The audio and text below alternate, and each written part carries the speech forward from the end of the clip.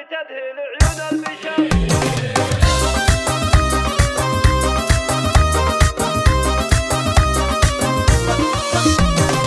طلت اللي تذهل عيون البشر واشرق النور البهي بقبالها، وقفوا لقبالها عز وقدر تستحق ام العروس جلالها، وباسمها عبد الله يطيب الشعر والقصايد فيها تزهق زالها، والقصايد فيها تزهق زالها.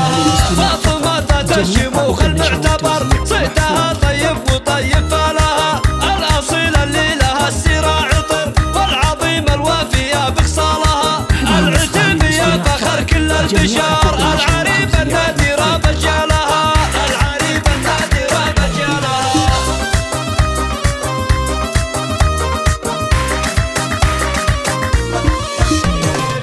بالعطاء معناها مد البحر الكريم اللي تمد جسالها، ساسها ام العروس عز وفخر ربنا شان العلا اعطى لها، ليله الفرحه لها اعلى اثر والفرح في بنتها يهنى لها، والفرح في بنتها يهنى لها. والعروسه بنتها اخت القمر سارها اللي زينها غطى لها، ساره فيها المدايح كالدرر شيخة الزين الفريد اخصالها، للعروس وامها النور الاغار للمحاسن والمزايا امثالها، يا عسى افراحهم طول العمر والحياه جعل السعاده فالها، والحياه جعل السعاده فالها. طلت اللي تذهل عيون البشر واشرق النور البهي بقبالها، وقفوا لقبالها عز وقدر تستحق ام العروس جلالها، وباسمها عبد الله يطيب الشعر والقصايد فيها تزهق زالها،